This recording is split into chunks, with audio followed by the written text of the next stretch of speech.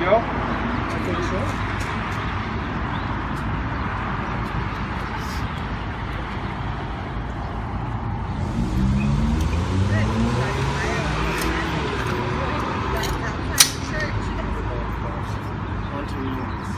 Yep. I'm curious, have you guys ever had anybody like see you outside of a church with that and be like, oh my God? Freak out? Well, I've had little kids some around. eyes raised. I better wrap I'm it up. sure. Like, It's an ugly thing to be carrying around. Although in especially Ohio, these days at churches. in Ohio, it's perfectly legal to walk around. Are you serious? Same with my town. Oh my God, that's insane. It's a very state. Yeah, so it's like, oh, so you can't prevent the mass shooting until they literally start fighting. Exactly. Like, that's insane. That happened at our house. I'll tell you a story.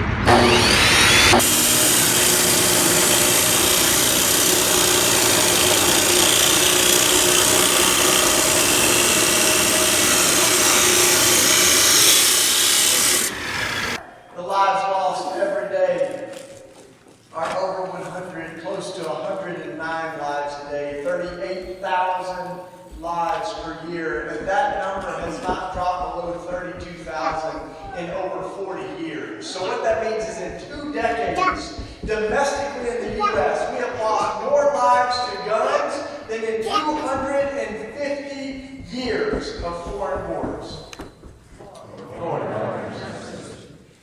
Almost half of Americans know someone personally who has been shot. Lord, we also remember tonight that for many of us this is personal.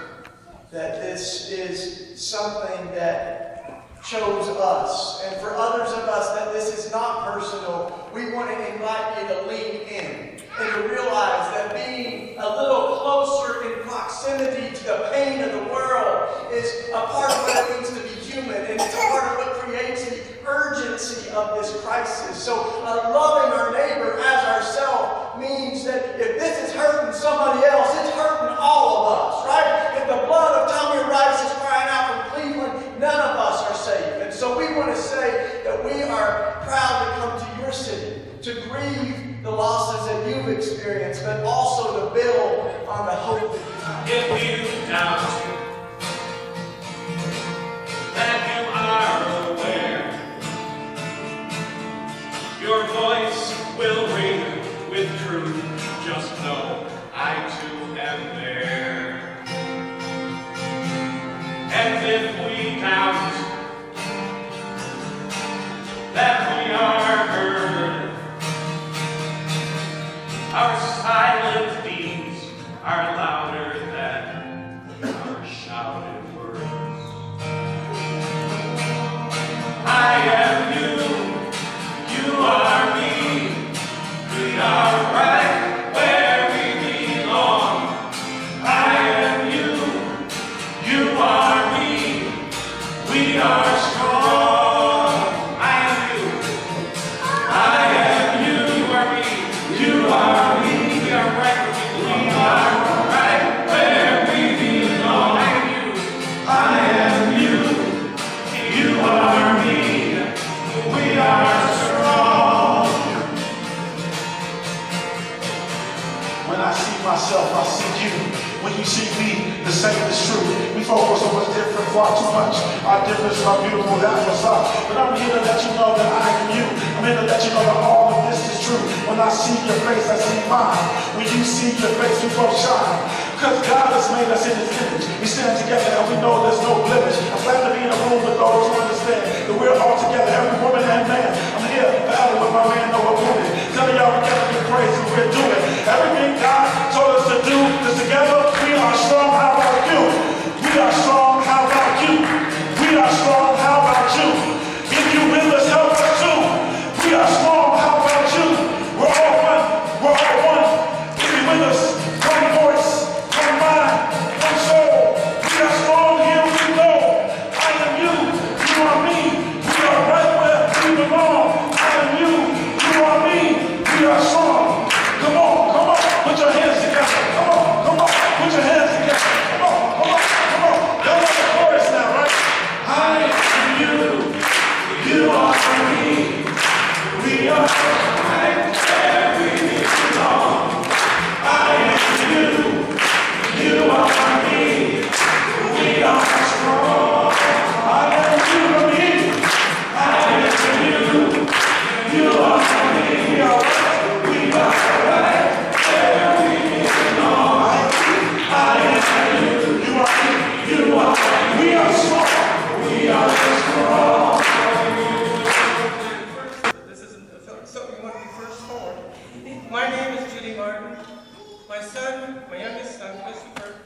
Timothy Martin was murdered in a carjacking in May of 1994.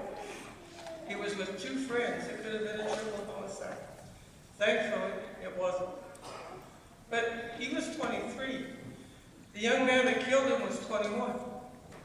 That means our society lost two young men.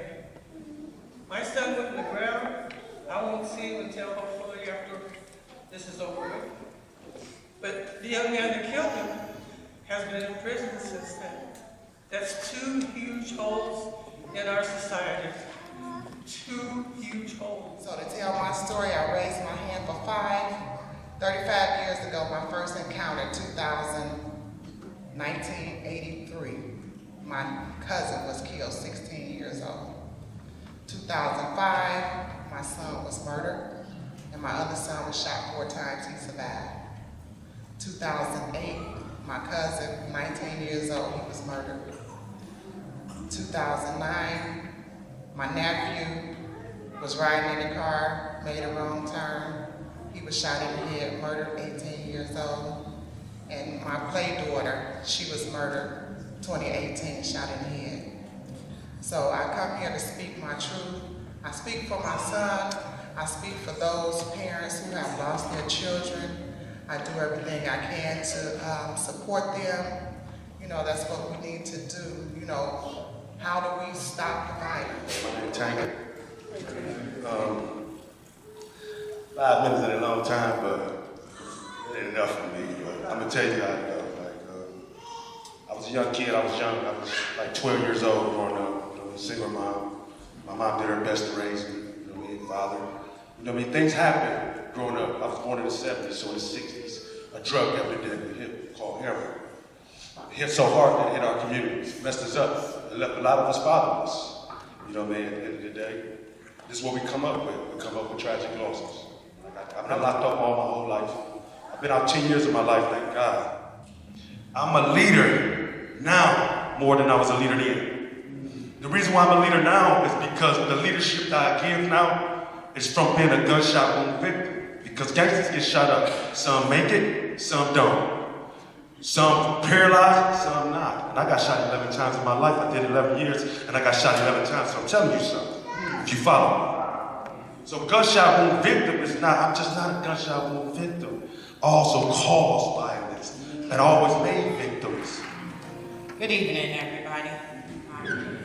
Before I begin, I want to do something that, as a part of Black Lives Matter, we always do, and that is pay homage to our ancestors and our loved ones who have gone before us.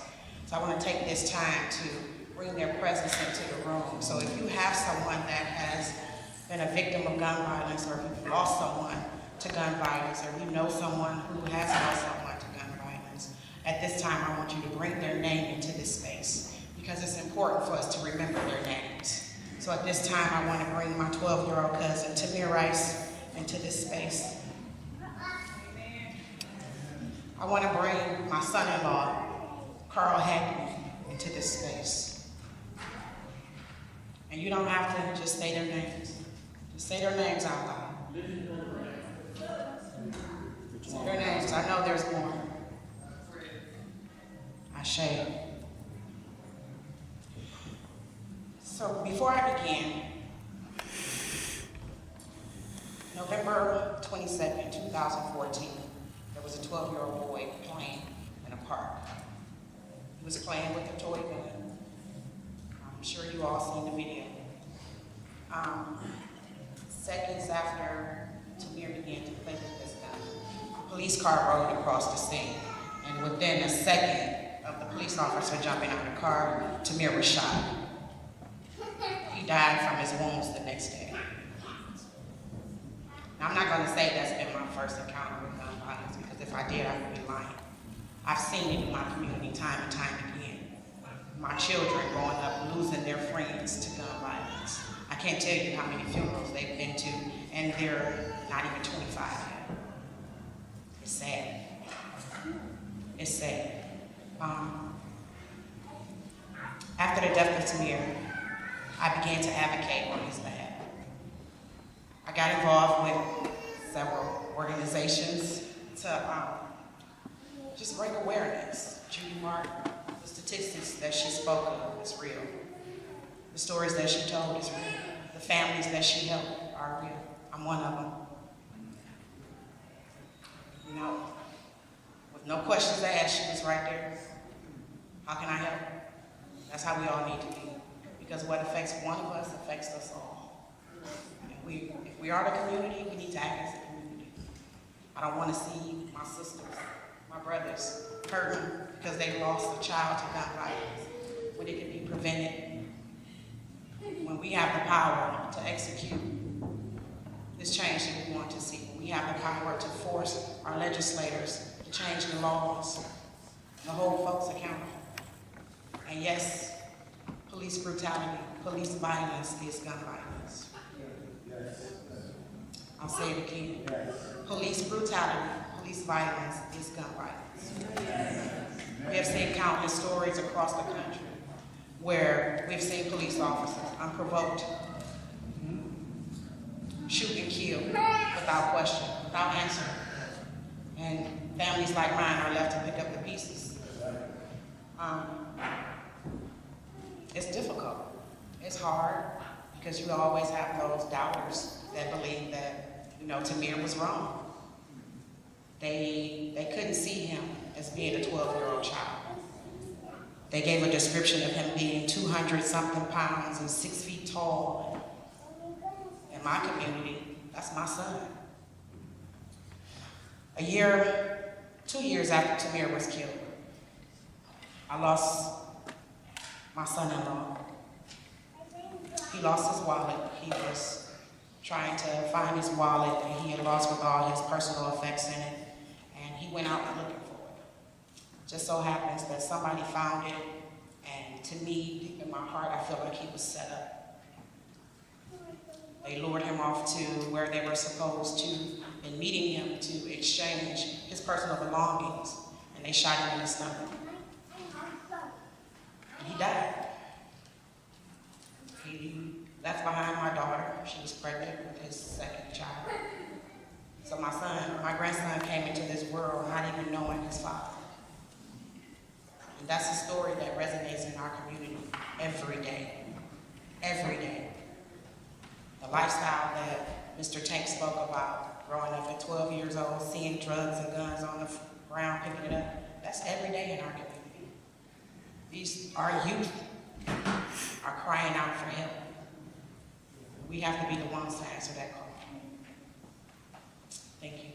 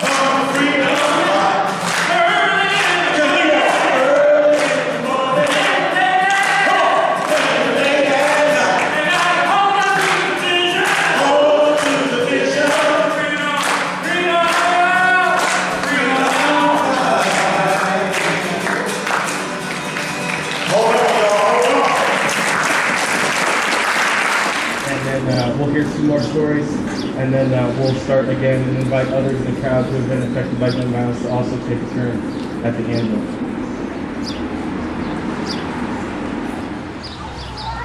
There's no way to unsee what I saw. And I think a lot of people who have romantic, nostalgic understandings of guns and gun possession have not really seen what a bullet can do to the human body when hurled from a gun. It was grotesque what I saw of my sister's body. And from that moment, my theological and academic outrage of the gun violence became personal. personal, because that was my baby sister laying on that slab at the funeral home. And my outrage grew and grew over the way guns could get into our neighborhoods in the ways that jobs cannot.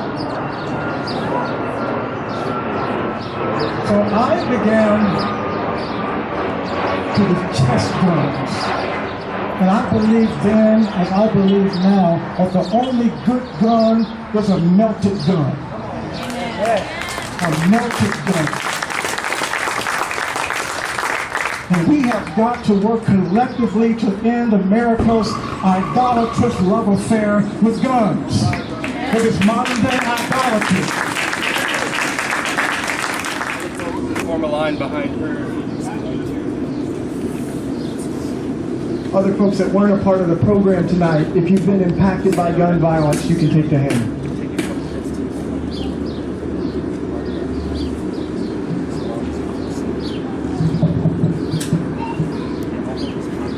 If you'd like to participate, you can begin to form a line behind them here.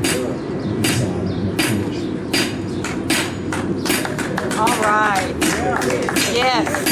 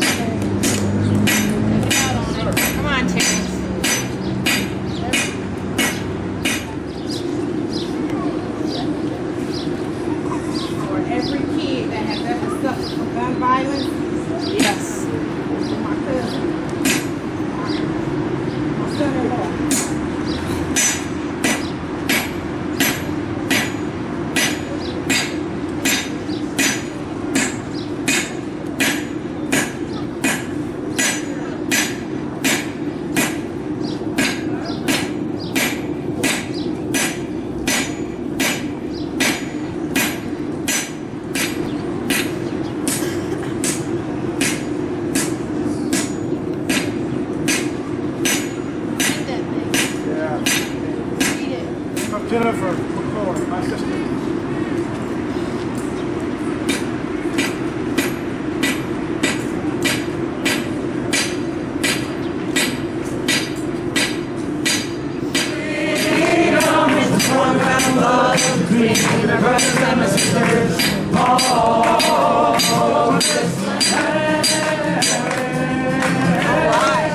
That's happened on this tour that we didn't necessarily plan on is that we start a tool at the end of the night when you all come out there and start making the plow that's on the one side. We got the pruning hooks on one side and the plow on the other. And it finishes at the beginning in each night. So each tool is connected to the city that we just came from.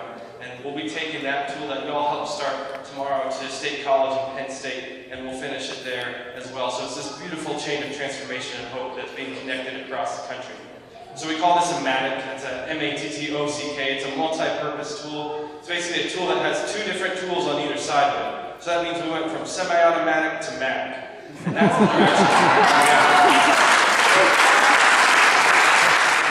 participating in that. We also put an olive branch at the bottom of that, which is in the tradition of the flood. The dove brought that olive branch and said it'll never happen again. So when you're holding this tool, it's a promise that that gun will never kill again. And just after Sandy Hook, when we say never again, this tool takes that seriously.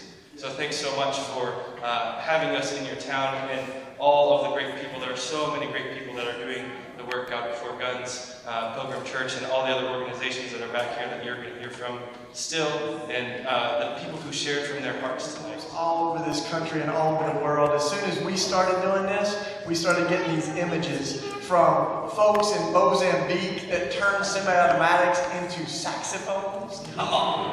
We had our friends in Mexico that took 1,000 guns off the streets of Mexico, Pedro Reyes and others, that turned them into a whole symphony. So they got a violin, a a guitar, a xylophone. Folks have made a menorah for the Jewish community after they were targeted by an attack. So you'll see those images that fill us all with hope and the promise that things can be transformed, and so can our communities. So thank you, Cleveland. I want to give it back over to Pastor Christine, and please come hang out with us. Jonathan has his book, Church Forsaken, and he'll be hanging out in the back. We'll be back there. We only sign books just to meet people. So come say hi to us. And thank you so much. Thank you all for sharing. Bless you.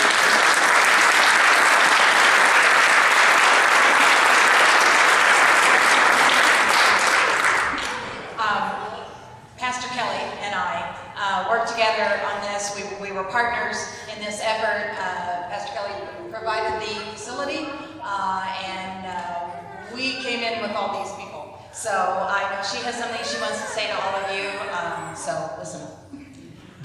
Well, I was just so moved by the stories and the transformation of guns, statistics. I hope you felt a sacred spirit in this place as I did. Yes. And I want to tell you that if you are a person of any faith tradition, please don't underestimate your calling to be a peacemaker and the many gifts that you yourself bring to this conversation and this work.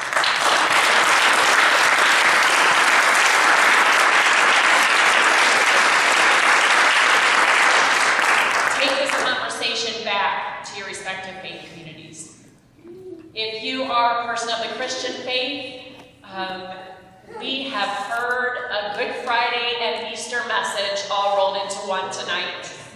And we are grateful for that truth-telling and the hope. And if you are seeking a church home, we welcome you to come and visit Pilgrim.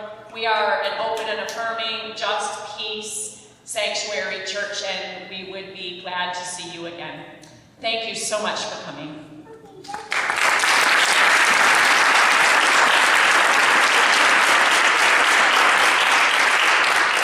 I want to say just a word about thoughts and prayers. Are you tired of hearing thoughts and prayers? Yeah. Well, let me give you this take on it. Tonight you've done a lot of thinking, haven't you? Because you've heard some powerful stories, you've been moved by music, you went out there and you pounded on a gun, or you watched as somebody else helped to destroy a gun and turn it into an instrument of life.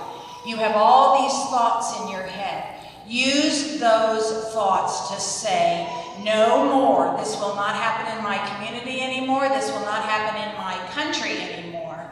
Use those thoughts to organize and to strategize and to look for a group to join. It can be God Before Guns. It can be Moms Demand Action. It can be the Brady group. It can be the groups, local groups you heard about tonight. Peace in the Hood, Black on Black Crime, the Tamir Rice Foundation. Any of those organizations can use your resources, but they can also use you. Never doubt that you can make a difference in this effort. Unite with a group. There's a lot of them out there. We can help you out by finding other groups, or you can unite with us at God Before Guns. Those are your thoughts. Then take your prayers. Take your prayers and say, Lord, give me the strength. Lord, give me the courage. Lord, give me the persistence. Lord, give me a voice when I think I cannot speak anymore, or when I think no one is listening. Pray for courage. Pray that God will lead you to action, because there are a lot of us here tonight.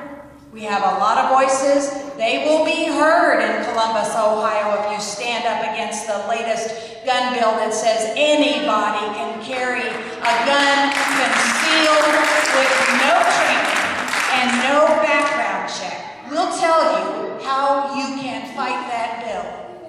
Never doubt that your voice matters. It has been a moving evening.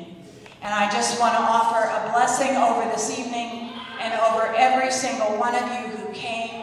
I want to honor the music that was provided to us by Jonathan and Noah.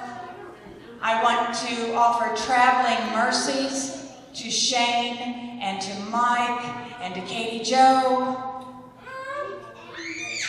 We go with thoughts and prayers, and we say, Lord, lead us to action. Amen.